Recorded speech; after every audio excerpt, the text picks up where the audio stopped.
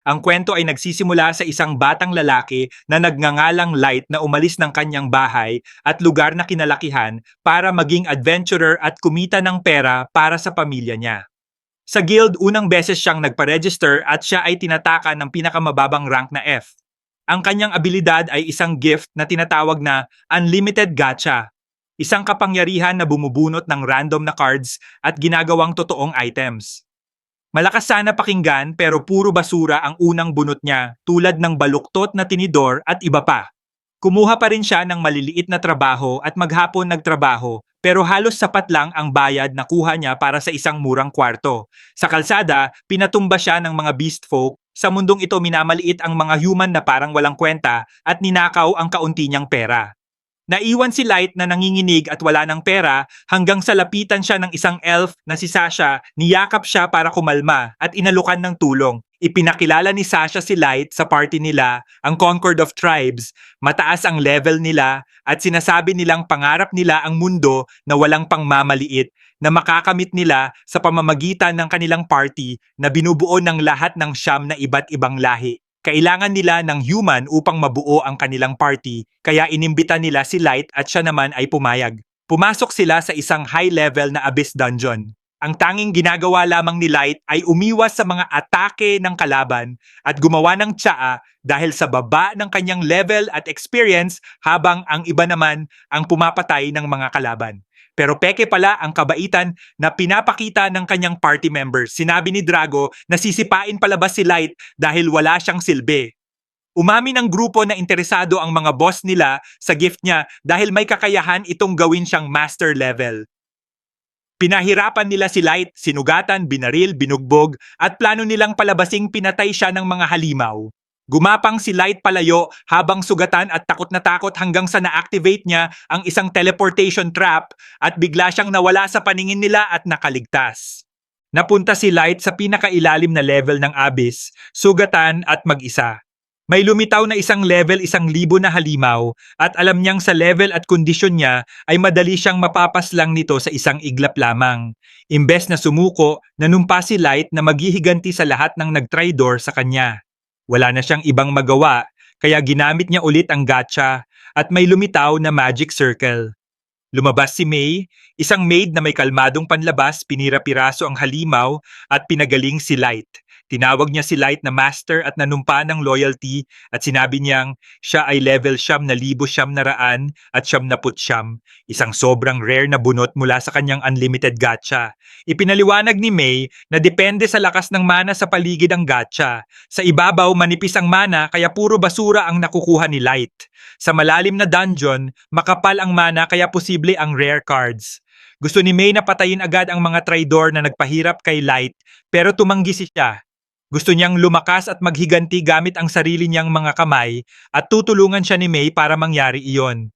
Pagkalipas ng 3 taon, nakapagtayo si Light ng isang hideout na kastilyo na kanyang pinamumunuan na nakatago sa kailaliman ng abyss. Dito nakatira kasama niya ang iba't ibang creatures, servants at warriors na nasamon niya gamit ang gacha. Si May ang nagsisilbing headmaid at siya ang nag-aayos ng lahat. Siya ay mahigpit at disiplinado. Sa harap ni Light ang mga importanteng kasama niya.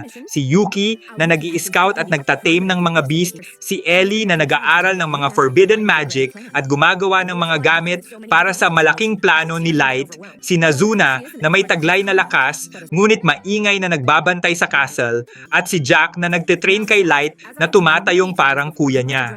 Nag-spar si Light at Jack at ang mga suntok ni Light ay sobrang lakas na kayang magpatumba ng halos kahit sino pero maingat pa rin siya. Paalala ni Jack, may mga panganib pa rin sa itaas na hindi nila alam at sumang-ayon si Light. Hindi siya magmamadaling makipaggiyera. Gusto niya ng paghihiganti pero gusto rin niya ng mga kasagutan lalo na kung ano ang master. Puno ng sigla ang buhay sa castle. Ang mga maid ay nag-aagawan ng mga gawain at pinagchichismisan si May na headmaid dahil nangangarap silang mapalapit kay Light. Sinisita at pinapatigil ni May agad ang mga ito at pinaparusahan ang mga maid na puro reklamo. Si Nazuna, Clumsy pero loyal, kung saan-saan nagpapatrol kahit hindi kailangan, kasama na ang kwarto ni Light na binabantayan ni May ng maigi. Si Yuki madalas parang pusa, meow lang ang kanyang sinasabi imbes na magsalita, at tinatrato rin siya ni Light na parang pusa kaya naiinggit ang iba. Si Ellie at Nazuna walang tigil sa bangayan habang ginagawa ni Ellie ang research niya. Sa gitna ng lahat, hindi nakakalimot si Light sa goal niya. Nagtitrain siya, nagche-check ng supplies at binabantayan ang mga nangyayari sa ibabaw. Nang sabihin ni May na handa na ang paghahanda, tinipon ni Light ang lahat at sinabi niyang oras na para simulan ng plano. Sa ibabaw, si Garu ay isa ng beast folk leader na gustong-gusto pa ring mambuli ng mga tao. Nagyayabang siya na ginagamit niya ang pang-amoy niya para piliin lang ang madaling quests para makaakyat siya ng rank nang walang kahirap-hirap. Sa loob-loob niya, iniisip pa rin niya ang araw na nawala si Light, naiinis siya na walang bangkay para maging pruweba na napatay nila siya, pero sigurado siyang walang mahinang human ang makakasurvive sa abyss. Maya-maya ay lumapit si May, maayos at kalmado, at nagpakilalang maid ng pamilya ni Light. Sabi niya, matagal na niyang hinahanap ang master niya at gusto niyang puntahan ang lugar kung saan namatay si Light. Naamoy ni Garu ang pera at chance. Pumayag siyang samahan siya at sinabing parang kapatid na niya si Light, pero sa isip niya, pinaplano na niya kung ano ang gagawin niya kay May at ang makukuha niyang bayad mula dito, habang si May naman ay sumunod lang ng walang takot at sumasakay kay Garu. Sa dungeon, inuulit ni Garu ang peking kwento, pero si May parang normal lang na binanggit ang mga detalye na dapat mga tunay na umatake lang ang nakakaalam. Yung pagsipa, yung sugat ng palaso, at yung plano nilang gawing kunwari monster attack ang kamatayan ni Light. Nanigas si Garu dahil alam niyang alam ni May ang totoo. Tumaas ang killing intent ni May at unang beses nakaramdam ng takot si Garu mula sa isang human. Bago pa umatake si May, lumitaw si Light at pinatigil siya. Tumawa lang si Garu nang makita si Light, stuck pa rin sa nakaraan, tinatawag si Light na level 15 na human na dapat magmakaawa. Hindi nakipagtalo si Light. Nagsamon si Garu ng halimaw at pinasugod ang mga tao niya. Pero pinugutan sila ni May agad-agad. Nakatayo lang si Light habang umaatake ang halimaw. Wala itong epekto sa kanya. Tapos nagsamon si Light ng level 9,000 na halimaw na nag-freeze sa beast ni Garu at binasag ito. Inihayag ni Light na level 9,000, 900 at 99 siya at bumagsak si Garu sa pagmamakaawa. Tinanong ni Light kung ano ang master, pero halos wala ring alam si Garu.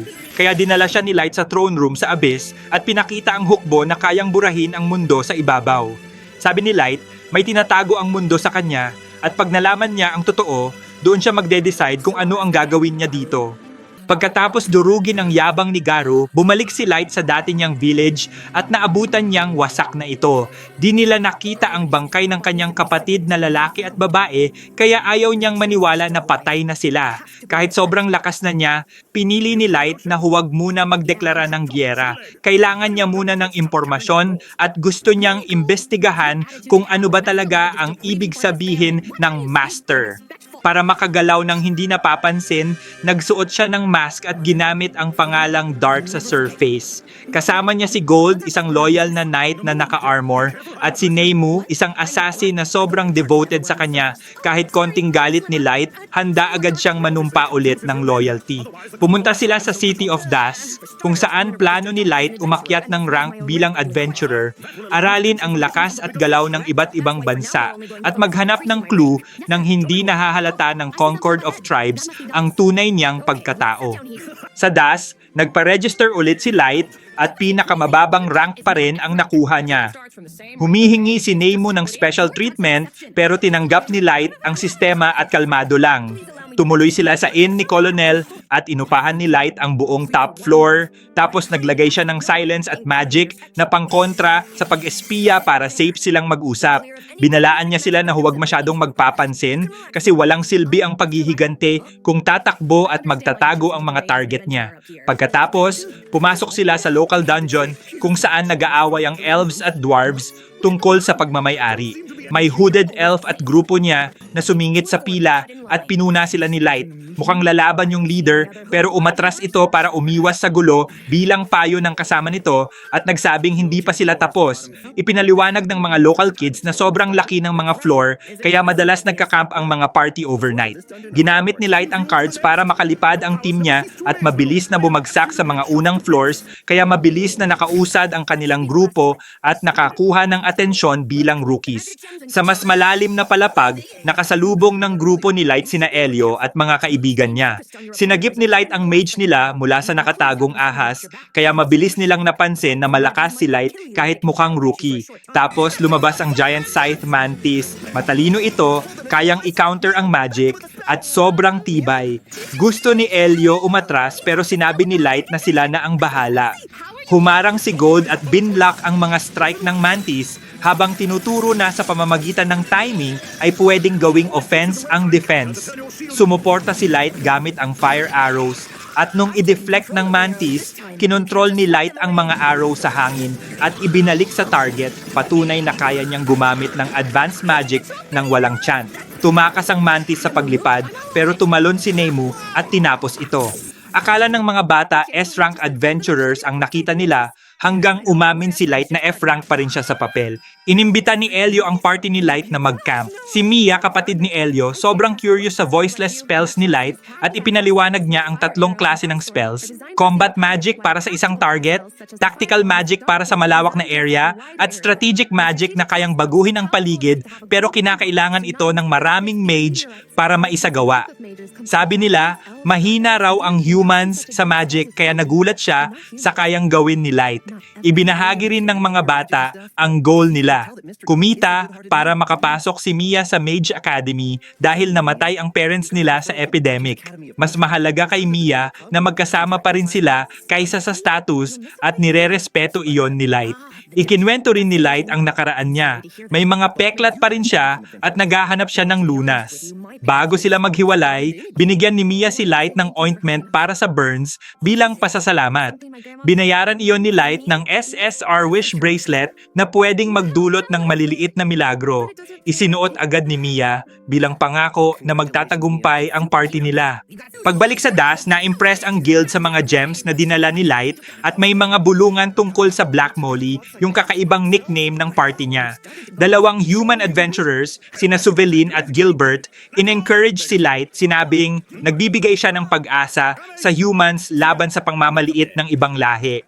Tuloy pa rin si Light sa pag-grind sa dungeon na parang normal na rookie, umaabot sa snowy floors at nanghuhuli ng monsters bilang proof. Pero habang ginagawa niya iyon, isang mata niya nasa mas malaking plano. Bumalik siya sa Abyss Base para mag-report kay May. Sabi ni Ellie, halos tapos na ang preparations at tuloy ang scouting ni Yuki sa Ancient Forest sa paligid ng tower site. Inutusan ni Light si Nazuna na bantayan ang base at siguraduhing safe ang lahat kasi inaasahan niyang kikilos ang mga malalakas na kalaban pag nagsimulang gumalaw ang paghihiganti niya sa ibabaw. Habang gumagawa si Light ng pangtakip niya, lumabas ang totoong pagkatao ng hooded elf sa dungeon entrance. Ang pangalan niya ay Kaido, isang paangat na warrior na konektado sa White Knights, elite force ng Elden Queendom. Naniniwala si Kaido na may master blood siya pero stuck siya sa level cap na 1,500 at hindi niya matanggap iyon. Kasama niya si Yannick, isang researcher na gustong basagin ang limit ng paglakas ni Kaido gamit ang eksperimento niya sa humans. Pumapatay sila ng human adventurers, kumukuha ng samples at gumagawa ng mga halimaw na kimera sa paghalo ng tao at halimaw. Nasalubong nila sa dungeon sina Suvelin at Gilbert. Pinatay ni Kaido ang grupo ni Gilbert ng walang pag-aalinlangan. Tumakas si Suvelin pero nahuli siya ni Yannick ng buhay, sinabing kahit walang kwentang human ay magandang test subject. Para kay Light, ito na ang ebidensya. Hindi lang unfair ang mundo, talagang dinisenyo ito para durugin ang humans at yung salitang master ang nasa gitna ng lahat.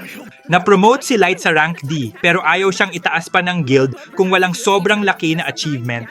Noong gabing iyon, biglang may portal na lumitaw at nahulog si Mia, sugatan at takot na takot. Nabiyak at nabasag ang wish bracelet niya habang inililigtas siya ng huling milagro nito. Pinagaling siya ni Light at ginamit ang hypnosis para makita ang memories niya. Sa flashback, nilapitan ni Kaido at Yannick ang mga bata na kunwari tutulong para makalabas sila sa dungeon. Tapos umamin si Kaido na siya ang adventurer killer at pinatay niya sina Gimra at Wordy. Si Yannick, pinag-uusapan pa kung paano kukunin si Mia para sa eksperimento habang si Kaido nilalaro si Elio na muntik ng tuluyang mapaslang. Ayaw sumuko ni Elio at nakatama pa siya gamit ang isang clever shield hit, pero sobrang taas ng power ni Kaido.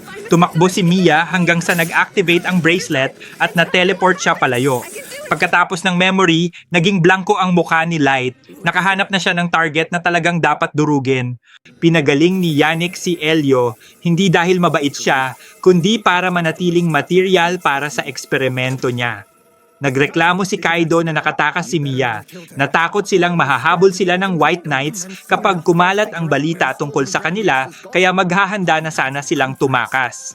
Bago pa sila makagalaw, lumitaw si Light sa likod nila bigla. Pinagaling niya si Elio agad, tapos sinabi kina Kaido at Yannick na alam na niya ang lahat. Hindi niya pa sila nire-report sa guild kasi gusto niyang magdusa sila sa kamay niya at sumagot sa mga tanong niya.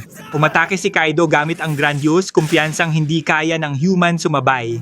Binlock ni Light ang lahat, sinuntok siya palayo at kalmadong tinanong kung yun na ba yun.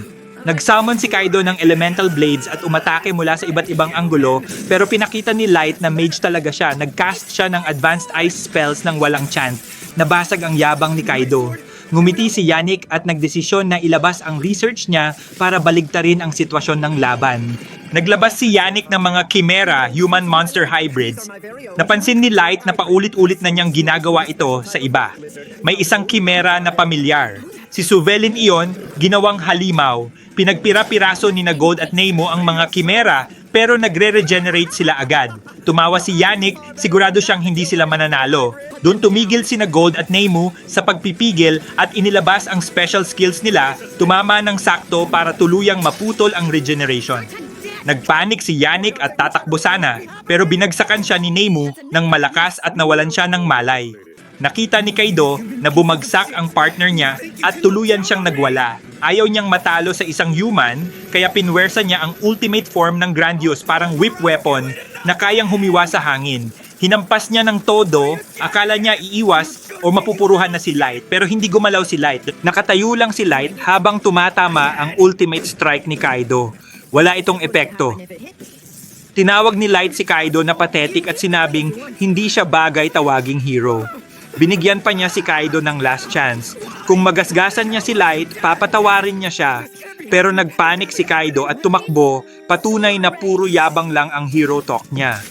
Tinapos ni Light ito gamit ang Solar Ray. Buhay si Kaido pero napuruhan at wasak. Ayaw pa rin siyang patayin ni Light dahil gusto pa niya ng sagot tungkol sa Masters. Tinransport niya silang lahat sa pinakamalalim na abyss at ipinakita ang throne room at hukbo niya. Inutusan ni Light ang mga tao niya na i-interrogate sila pero huwag muna patayin hanggang makuha niya ang kailangan. Pagkatapos, tumalikod siya dahil may isa pa siyang tungkulin, bigyan ng respeto sina Gimra at Wordy na pinatay ni Kaido. Tinulungan ni Light na mailibing sina Gimra at Wordy sa abyss. Sa surface, nagising si Mia na ligtas sa hotel at nagtanong tungkol sa mga kaibigan niya. Sinabi ni Light na buhay si Elio pero hindi nakaligtas sina Gimra at Wordy at binigyan niya si Mia ng mga bagay na pwede niyang panghawakan habang nagluluksa. Nagdesisyon si Elio na tumigil na sa pag-adventure kasi hindi niya kayang palitan ang mga nahulog nilang kaibigan. Si Mia naman, isusuko muna ang pangarap niyang academy pero nangakong mag-aaral siya ng magic mag-isa para maging tunay na mage. Pinanood sila ni Light na umalis at may naramdaman siyang kakaiba. Gusto niyang mabuhay sila. Bumalik siya sa guild at na-promote sa C-class dahil hindi lang niya napatunayan na siya ay malakas. Nagligtas din siya ng buhay at nailantad niya ang killer. Tahimik lang tinanggap ni Light ang rank habang iniisip na niya ang susunod na mga kalaban sa listahan niya. Sa Abyss, ginamit ni Ellie ang forbidden magic na mind reading kina Kaido at Yannick at may nakuha siyang bagong sikreto. Dahil sa bloodline ni Kaido, mas mabilis siyang nagle-level at may chismis na kapag pinabayaan ang isang master, pwedeng ito ang maging katapusan ng buong mundo. Nalaman din ni Ellie na may mga lihim na usapan ang White Knights tungkol sa masters, lalo na ang captain nila. Pagkatapos makuha ang impormasyon, tinapos ni Light ang dalawang kriminal nang walang awa, nagsamon ng mga halimaw para lamunin sila. Tapos sinabi ni Ellie na handa na ang next stage. Target nila ngayon si Sasha, yung elf na bumaril kay Light at tumulong sa pagtatraidor sa kanya. Plano ni Ellie na pilayin ang Elden Queendom sa pagtrap sa White Knights, tapos pigain ang sagot sa lahat ng konektado sa Masters. Pumayag si Light, hindi na lang personal ang paghihiganti niya. Naging paghahanap na ito ng katotohanan sa likod ng sistemang ginagawang disposable ang humans. Si Sasha ay nasa komportableng pamumuhay na, engaged kay Male, isang mataas na White Knight na aminadong naglipol ng mga human village para lang sa kaligayahan. Tumatawa si Sasha tungkol sa pagbaril kay Light, proud na proud dahil umangat siya sa nobility dahil sa kamatayan niya. Tapos may narinig siyang pamilyar na boses sa isang eskinita at may nakita siyang masked man na sobrang hawig sa nakaraan niya. Nawala ito pero may note siyang nakita. Hinihintay siya sa tower. Nagpanik si Sasha dahil nakatayo ang status niya sa kasinungalingang patay na si Light. Kasabay nito pinakita rin ng White Knights na malupit at mayayabang. Yung iba, ginagawang laro ang pananakit ng human slaves. Yung iba, nilalandi ang babae para lang itapon. Si Captain Hardy naman namumuno gamit ang takot. Pinag-usapan nila ang nangyari kay Kaido na sa tingin nila ay isang malaking hangal. Ito ang kapangyarihang hihilahin ni Light pababa sa putik. Nang gabing iyon, biglang umangat ang isang napakalaking tower sa gubat na papalibutan ng mga halimaw na pumipigil sa supplies at nagbibigay takot sa mga nasa bayan. Kumalat ang chismis at nagpost ang Queendom ng malaking reward para sa scouting info. Dumagsa ang mga adventurer. Sumama si Light sa crowd, kunwari curious lang na rookies. Nang mang-insulto ang mga elves at harasin si Nemu, pinatigil ni Light gamit ang voiceless thunder spell, kaya napatingin ang lahat. Sa likod ng eksena, sinasagip ng team ni Yuki ang mga humans na ginagawang paen ng elves, pinapagaling at dinadala sa safe haven. Si Ellie naman, lihim na kinokontrol ang galaw ng mga halimaw, ilayo sa civilians, pero itulak ang atensyon ng mga kaaway papunta sa tower. Unti-unting nagmumukhang milagro ang lugar. May mga humans na naililigtas, nalilito ang mga kalaban, at nabubuksan ang daan papunta sa bitag ni Light. Nakita ni Sasha ang dragon na nagbabantay sa tower at na-realize niyang hindi siya makakapasok mag-isa. Kaya pinili niyang hilahin ang White Knights papasok sa gubat kahit risk na mabuking ang kasinungalingan niya. Sa palasyo, nagtatalo ang mga opisyal. Gusto ng Chancellor ipadala agad ang White Knights, ginagamit ang Tower Crisis para sa politika. Si Hardy na pinuno ng White Knights, maingat. Kinampihan siya ng Queen at inutusan na taasan na lang ang reward. Sa private na pag-uusap, nalaman na nanay ni Hardy ang Queen at takot siya na baka bumalik ang Archfiend dahil sa tower. Naniniwala siyang may isisilang na human hero at gusto niyang lipulin ang humans bago pa mangyari iyon. Sabi ni Hardy, magagalit ang buong mundo kapag ginawa nila iyon, kaya mas gusto niyang kontrolin o kunin ang hero. Binanggit ng Queen na pwedeng master yung hero at sinabi niyang may potential master na lumitaw kamakailan pero tinanggal na raw dahil basura lamang ito. Si Light iyon. At yung kasinungalingan na yon nakaapekto na sa desisyon nila. Nag-report si Sasha tungkol sa dragon at pinilit ng Chancellor si Hardy na kumilos. Pinayagan si Sasha sumama bilang guide pero kailangan niyang humiram ng malakas na item para hindi siya maging pabigat. At nagmarcha ang White Knights papasok sa maze ni Ellie. Pinangunahan ni Hardy ang squad sa monster-filled forest gamit ang mga marka ni Sasha. Pagdating sa tower, iniwasan nilang magsayang ng mana at ginamit ni Hardy ang silence skill para hindi marinig ang galaw nila. Sa loob, mukhang walang tao, kaya lumakas ang loob nila. Pero biglang nag-trigger ang trap at na-teleport ang White Knights, nagkahiwa-hiwalay sa iba't ibang floors at corridors. Pinapanood yon ni Ellie na parang chessboard. Ginawa ang tower para ihiwalay ang elite unit, pilitin silang lumaban isa-isa at buhayin sila para mahuli. Si Light, nasa top floor naghihintay kina Sasha at Male. Gusto niyang dumating sila na akala may pag-asa pa sila upang mas maging masakit ang kanyang paghihiganti sa kanya. Sa labas, chismis lang ang naririnig ng mga adventurer at may mga halimaw na tinataboy ang mga lumalapit sa tower habang sa loob ng tore, natatalo na ang pinagmamalaki ng Queendom na White Knights. Dalawang knights, sina Nia at Kia, ang nakasalubong nina Ice Heat at Maris, dalawang summon ni Light. Nagyayabang sina Nia at Kia tungkol sa Master Blood at puro wind cutter ang kanilang atake pero wala ring saysay. Nang matamaan at maputol ang braso ni Maris, nag-regenerate lang siya, pinakita niya na halo-halo ang katawan niya ng iba-ibang creatures kaya imposibleng mapaslang nila siya. Tinunaw ni Ice Heat ang depensa nila gamit ang sobrang init na apoy. Inihayag nilang pareho silang lampas level 7,000 at doon lang naintindihan ng mga knights ang pagitan. Sinubukan nilang tumakas pero nahuli sila. Hindi rin sila makakatakas sa pagkamatay dahil may spell si Ellie na hindi sila pinapabayaan mamatay sa tower. Nagsimula si Maris na puwersahang kumuha ng impormasyon, pinaaalala na hindi naman sila nagpakita ng awa sa humans kaya wala rin silang awang paparusahan ngayon. Umalingaw-ngaw ang sigaw nila sa corridors, parang babala sa ibang knights na nagmamatigas pa rin. Sa labas ng tower, may show ang mga tao ni Light para sa mga adventurer na nanonood sa gubat. Kapag may halimaw, tinataboy lang nila imbes na patayin para sumunod sa script at kontrolado ang kwento sa publiko. Mula sa loob, kalmado lang nanonood si Light habang sinasabi ni Ellie na planado pati yung palabas nila.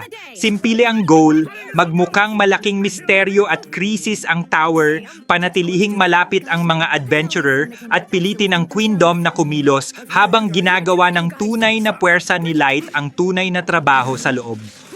Gumawa pa si Ellie ng shadow double ni Light para magmukhang laging present si Light na nag-a-adventure na pinapakitang gumagalaw siya o nagpapahinga.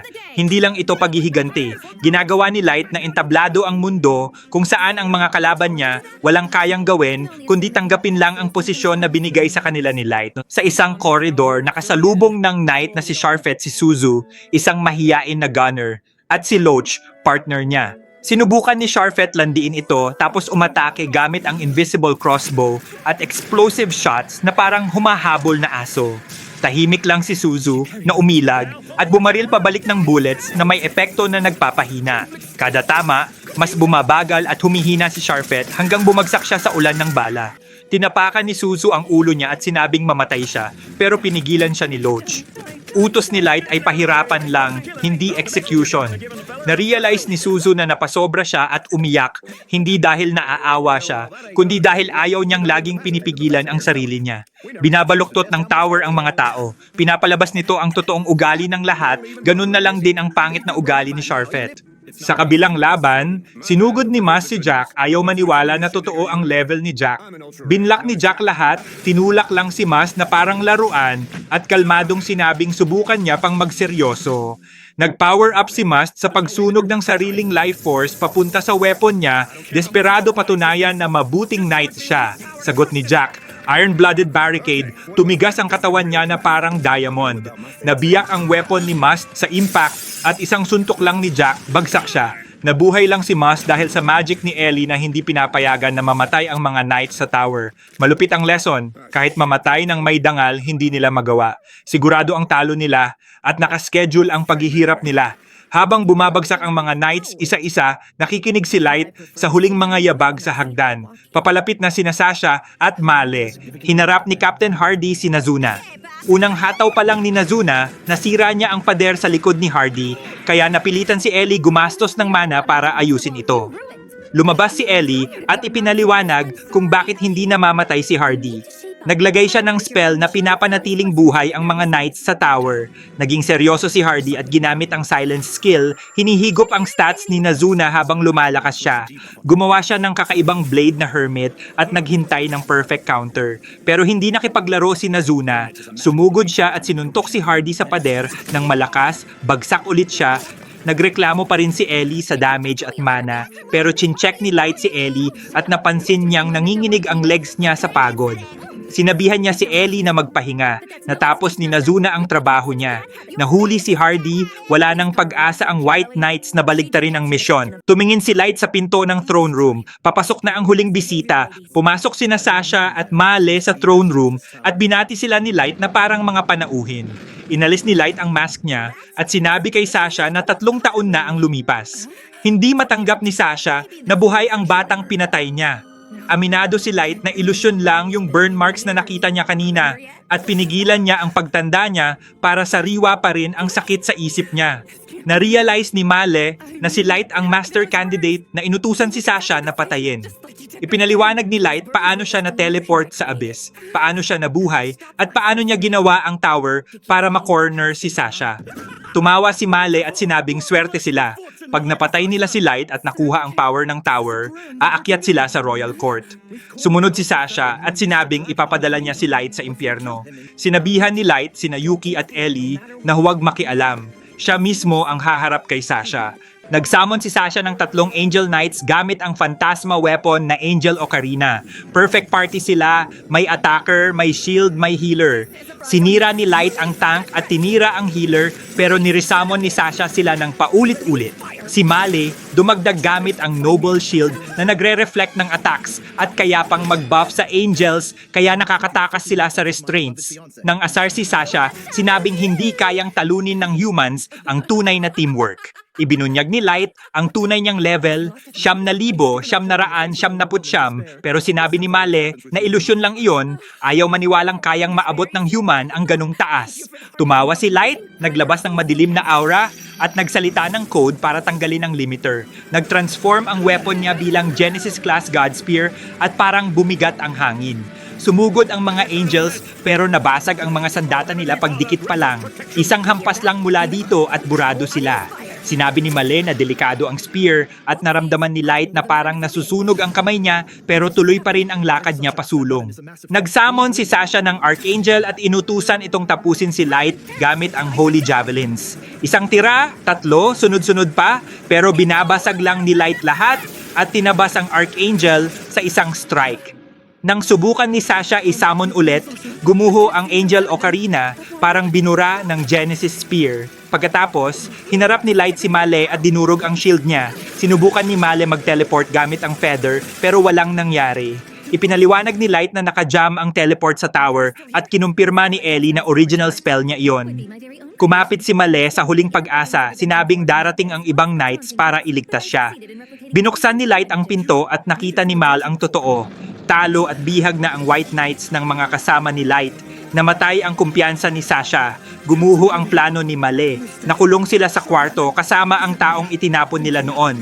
Sinubukan ni Male makipag-deal, nag-aalok ng alliance at sinasabing hindi raw siya kasama sa pag-atake kay Light.